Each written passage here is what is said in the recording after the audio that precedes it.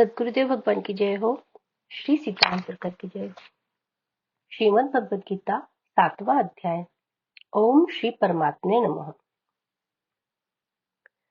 उसके उपरांत श्री कृष्ण भगवान बोले, हे पार्थ, तू मेरे में अनन्य प्रेम से आसक्त हुए मन वाला और अनन्य भाव से मेरे परायण होकर योग में लगा हुआ मुझको संपूर्ण विभूति, बल, ऐश्वर्य आदि गुणों से युक्त सबका आत्म रूप जिस प्रकार संशय रहित जानेगा, उसको सुन।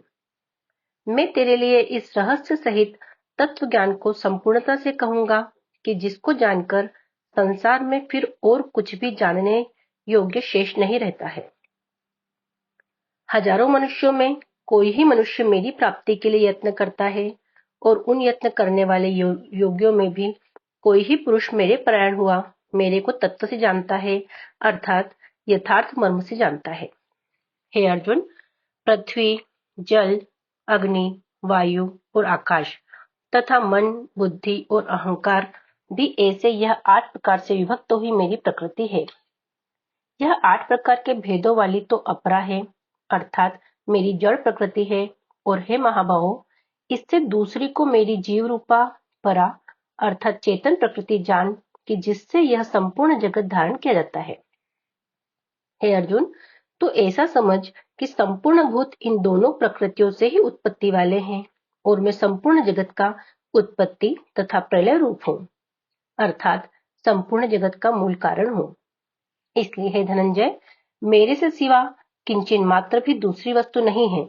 यह संपूर्ण जगत सूत्र में सूत्र के मणियों के सदृश मेरे में गुथा हुआ है।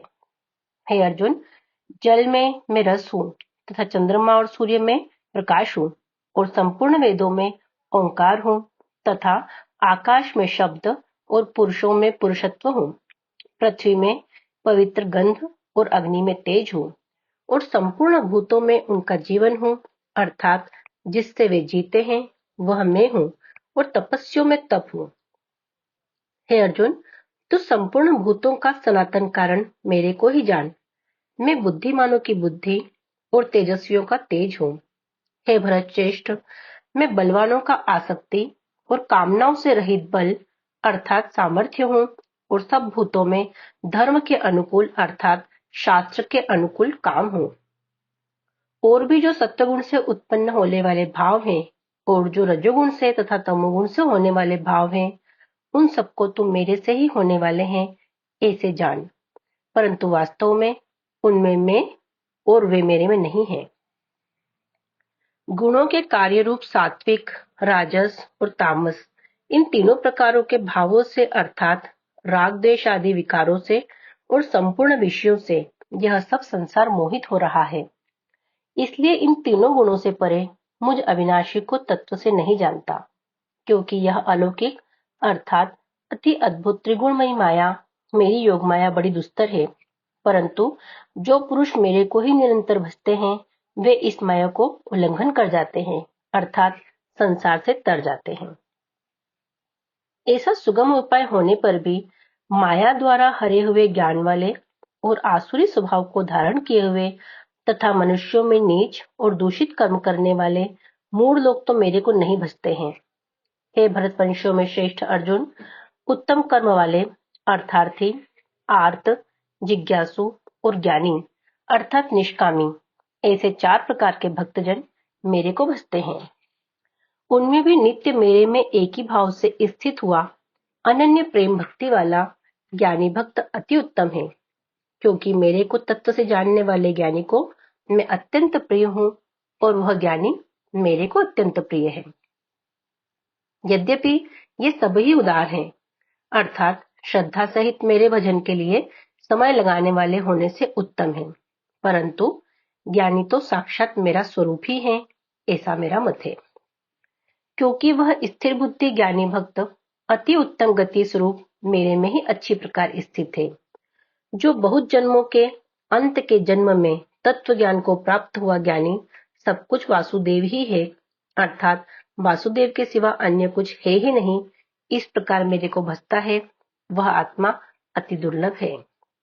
हे अर्जुन, जो विषय आसक्त पुरुष है वे तो अपने स्वभाव से प्रेरे हुए तथा उन भोगों की कामना द्वारा ज्ञान से भ्रष्ट हुए उस नियम को धारण करके, अर्थात जिस देवता की पूजा के लिए जो नियम लोक में प्रसिद्ध है, उस नियम को धारण करके अन्य देवताओं को भजते हैं, अर्थात पूजते हैं।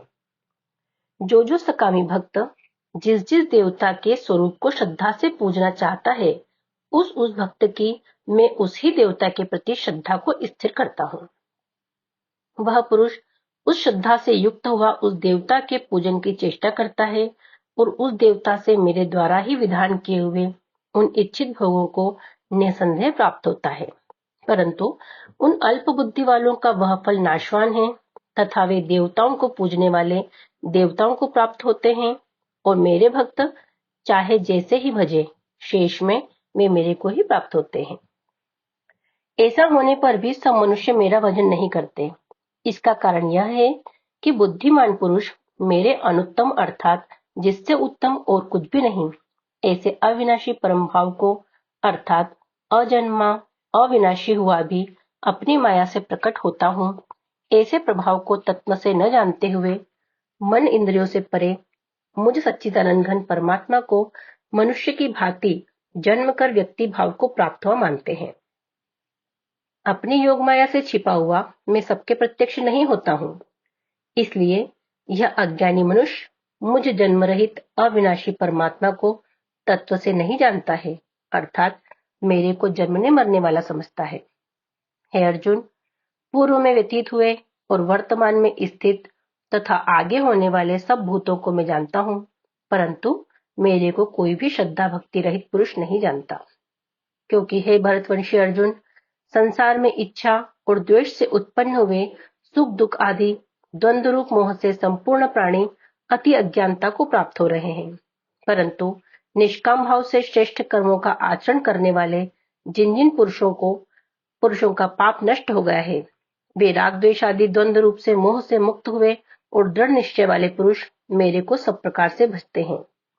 जो मेरे शरण होकर जरा और मरण से छूटने के लिए यत्न करते हैं, वे पुरुष उस ब्रह्म को तथा संपूर्ण अध्यात्म को और संपूर्ण कर्म को जानते हैं।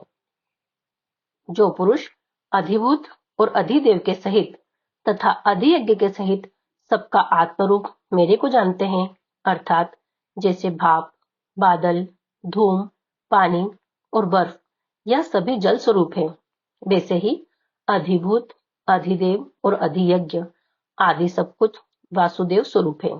ऐसे जो जानते हैं वे युक्त चित्त वाले पुरुष अंतकाल में भी मुझको ही जानते हैं, अर्थात प्राप्त होते हैं। इति श्रीमद् भगवद गीता रूपी उपनिषद एवं ब्रह्म विद्या तथा योग शास्त्र विषयक श्री कृष्ण अर्जुन के संवाद में ज्ञान विज्ञान योग नामक 7वां अध्याय समाप्त। हरि शरणम हरि शरणम हरि शरणम।